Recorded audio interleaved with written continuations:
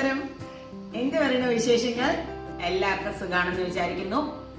അപ്പൊ ഈസ്റ്റർ ഒക്കെ വരികയല്ലേ, അതുകൊണ്ട് തന്നെ ഒരു ഈസ്റ്ററിന്റെ ഭാഗത്തിൽ ഒരു പഞ്ഞ പോലത്തെ ഒരു അപ്പവും കൂടാതെ ഒരു അടിപൊളി സോയ ചങ്ക്സ് കൊണ്ടുള്ള ഒരു കറിയുമാണ് കേട്ടോ.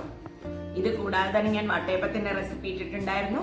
പുഡിങ്ങിന്റെ റെസിപ്പി ഒക്കെ ഉണ്ട്, അതിന്റെയൊക്കെ ലിങ്ക് ഇതിന്റെ താഴെ തന്നെ കൊടുക്കുന്നുണ്ട്. എല്ലാവർക്കും ഈ വീഡിയോയും ഇഷ്ടപ്പെടുമെന്ന് ഞാൻ വിചാരിക്കുന്നു.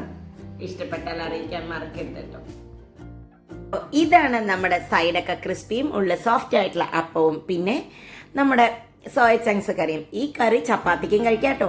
അപ്പൊ ഇനി നമുക്ക് റെസിപ്പിയിലേക്ക് പോവാം. ആദ്യം അപ്പമാണ് ഉണ്ടാക്കുന്നത്. അപ്പം ഉണ്ടാക്കാനായിട്ട് നമുക്കൊരു 1.5 കപ്പ് പച്ചരി എടുത്തിട്ട് വെള്ളത്തിലിട്ടൊരു 3 മണിക്കൂറോളം കുതിർക്കാം.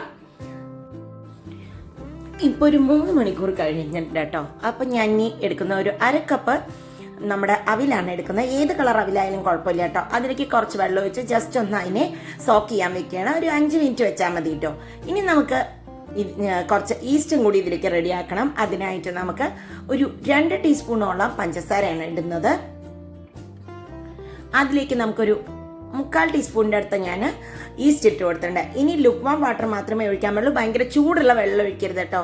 തൊടുമ്പുള്ള ജസ്റ്റ് ഒരു തുള്ളത് ഒരു 10 മിനിറ്റ് വെച്ചിട്ടുണ്ട്. അപ്പോൾ നമുക്കിനി അരച്ചെടുക്കാനായിട്ട് പകുതി അരിയാണ് ഞാൻ ആദ്യം ഇടുന്നത്. നല്ലോണം അരിഞ്ഞെടുക്കണം കേട്ടോ.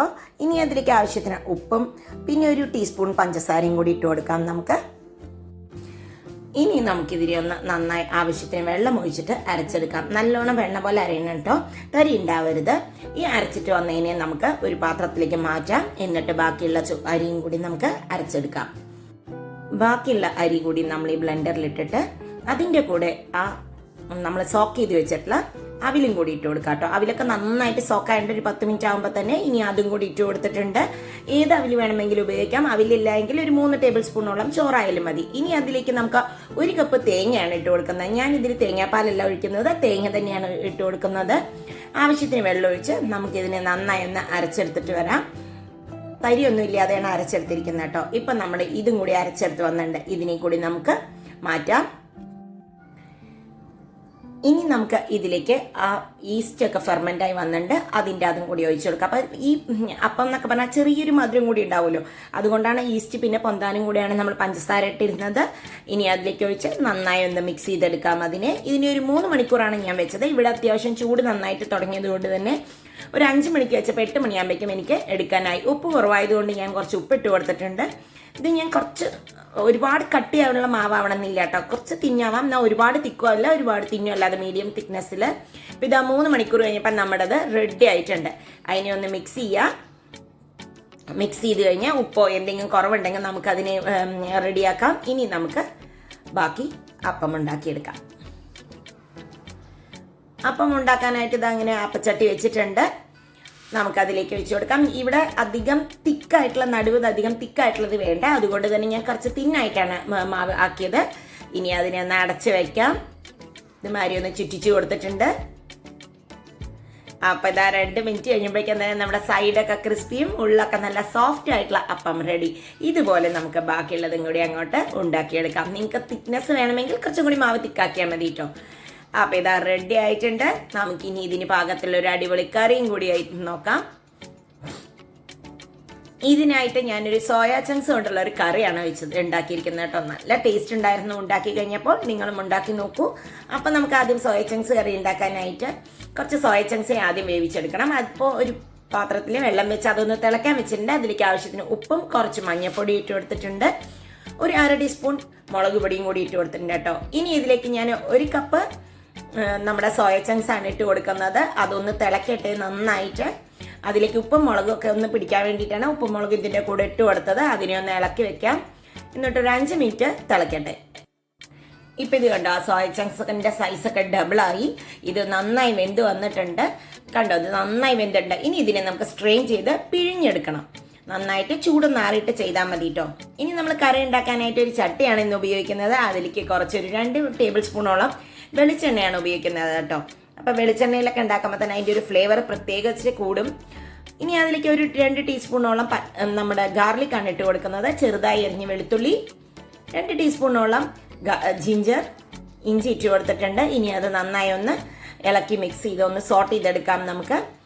ചട്ടി എപ്പോഴും ചൂടാവാൻ ടൈം എടുക്കട്ടോ. അപ്പോൾ ഇനി അതിലേക്ക് ഒരു 2 ഒനിയൻ ചോപ്പ് ചെയ്തതാണ് ഇട്ട് കൊടുക്കുന്നത്. ഹാഫായി കട്ട് ചെയ്ത് തിന്നായി സ്ലൈസ് ചെയ്തതാണ് കേട്ടോ. ഇത് നന്നായി ഒന്നാവട്ടെ. ചട്ടി ചൂടാവാൻ ടൈം എടുക്കുമെങ്കിലും ചൂടായി കഴിഞ്ഞാൽ ആ ചൂട് മെയിൻറ്റെയിൻ ചെയ്ത് പോവും. നമുക്കിതിനെ ഒന്ന് നന്നായിട്ടൊന്ന് വഴറ്റിയെടുക്കണം. ഗോൾഡൻ കളറൊന്നും ആവണ്ട. ഒരു 3 പച്ചമുളക് അരിഞ്ഞതും കൂടി ഇട്ട് കൊടുത്ത് ആവശ്യത്തിന് ഉപ്പും കൂടി ഇട്ട് കൊടുത്ത് നമുക്കിതിനെ നന്നായി ഒന്ന് സോട്ട് ചെയ്തിട്ട് വരാം. അപ്പോൾ ഇത് കണ്ടോ, നന്നായി സോട്ടായിട്ടുണ്ടാവും. പച്ചമണമൊക്കെ മാറി അത്യാവശ്യം ഗോൾഡൻ കളറൊക്കെ ആയി തുടങ്ങി.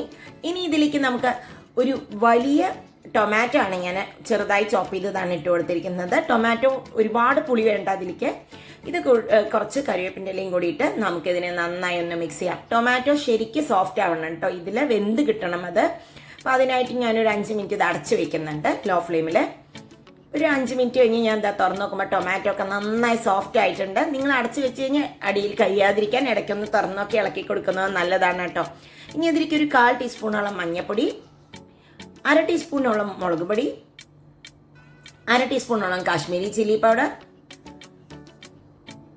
ഒരു 1/2 ടീസ്പൂൺ കുരുമുളക് പൊടി, 1 ടീസ്പൂണോളം മല്ലിപ്പൊടി, 1/2 ടീസ്പൂൺ ഗരം മസാല. ഇത്രയുമാണ് മസാലകൾ നമ്മൾ ഇതിൽ ചേർക്കുന്നത്. ഇനി അതിനെ നന്നായി ഒന്ന് ഇതുപോലെ മിക്സ് ചെയ്ത് യോജിപ്പിക്കണം. ആ മസാലക്കൂട്ടിൽ തന്നെ അതെല്ലാം കൂടി ചേരണം. അപ്പം നിങ്ങൾക്ക് എരിവ് കൂടുതൽ വേണ്ടവർക്ക് കുറച്ചും കൂടി എരിവ് കൂടുതൽ ഇടാം. ഇനി ഇതിലേക്ക് നമുക്ക് ഒരു ടേബിൾ സ്പൂണോളം അധികം പുളിയില്ലാത്ത തൈരാണ് ഇട്ട് കൊടുത്തത് കേട്ടോ. തൈര് ഇട്ട് കൊടുത്ത ഉടനെ തന്നെ നമ്മൾ നന്നായി ഇളക്കണം. എന്നാലും അത് ഇല്ലെങ്കിൽ കട്ടകട്ടയായിട്ട് അവിടെയും ഇവിടെയും വെള്ള കളറിൽ കിടക്കും. ഇപ്പം ഇത് നല്ലൊരു ടേസ്റ്റ് ആയിട്ടുള്ള ഒരു ഗ്രേവി റെഡി ആയിട്ടുണ്ട്. ഇനി ഇതിലേക്ക് നമുക്ക് ആ വേവിച്ച് വെച്ച് പിഴിഞ്ഞെടുത്തിട്ടുള്ള പീസാക്കിയിട്ടുള്ള സോയ ചങ്ക്സ് ആണ് ഇട്ട് കൊടുക്കുന്നത്.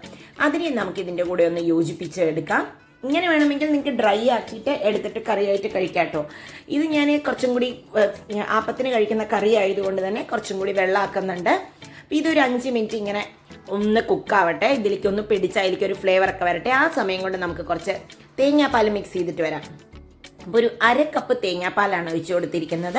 ഞാനൊരു 3 ടേബിൾ സ്പൂണോളം തേങ്ങാപ്പാൽ പൊടിയിൽ 1/2 കപ്പ് വെള്ളം ഒഴിച്ച് മിക്സ് ചെയ്തതാണ്. ഇനി അതിലേക്ക് നിറയെ വെള്ളം ഒഴിച്ചു കൊടുക്കണം. പക്ഷേ കുറച്ചായി വെള്ളം ഒഴിച്ചു കൊടുക്കുന്നത് നല്ലത്. തിളപ്പിച്ച വെള്ളമാണ് ഒഴിച്ചു കൊടുക്കുന്നത്. ആവശ്യത്തിന് ഉപ്പിട്ട് കൊടുക്കുക. വെള്ളം ഒഴിച്ച് നമ്മൾ മിക്സ് ചെയ്ത് കുറച്ചായിട്ട് വെള്ളം ഒഴിച്ച് ഞാൻ പാകം നോക്കിയിട്ടാണ് വെള്ളം ഒഴിച്ചത്. അപ്പോൾ ഇത് മുങ്ങുന്ന തരത്തിൽ വെള്ളം വേണം. എന്നിട്ട് ഈ ഗ്രേവിയിൽ കിടന്ന് ഇത് നന്നായി ഒരു 10 മിനിറ്റ് കിടന്ന് തിളക്കണം. ഇപ്പം കണ്ടോ, നല്ലവണ്ണം ഗ്രേവിയൊക്കെ നല്ലോണം പൊന്തിയുണ്ട്. ഇതിൻ്റെ ഒരു ഹാഫ് ആവട്ടോ ഗ്രേവി, നല്ലോണം തിക്കാവും ഗ്രേവി ഇതിനോട് ചേർന്നിട്ട്. അപ്പോഴേക്കും ആ സോയ ചങ്ക്സിലൊക്കെ പിടിക്കും. ഉപ്പ് ടേസ്റ്റ് ചെയ്തപ്പോൾ കുറച്ച് ഉപ്പ് കുറവായിരുന്നു, അതുകൊണ്ട് തന്നെ കുറച്ചും കൂടി ഉപ്പിട്ട് കൊടുത്തിട്ടുണ്ട്. നിങ്ങൾക്ക് നല്ല കളറൊക്കെ വരണമെന്നുണ്ടെങ്കിൽ വേണമെങ്കിൽ കാശ്മീരി ചില്ലി പൗഡർ മാത്രം കുറച്ച് കൂടുതൽ കൊടുത്താലും നന്നായിരിക്കും. ഇനി ഇതൊന്ന് നന്നായി ഒന്ന് തിളക്കട്ടെ. അതിനായി അടച്ച് വെക്കാം. ഇതിപ്പോൾ ഒരു 10 മിനിറ്റോളം ഞാൻ അടച്ച് വെച്ച് തിളപ്പിച്ചിട്ടുണ്ട്. കണ്ടോ, നന്നായി അത് കുറുകി വന്നിട്ടുണ്ട്. ആ സോയ ചങ്ക്സിലേക്കൊക്കെ ഉപ്പും എരിവും മസാലയൊക്കെ പിടിച്ചിട്ടുണ്ട്.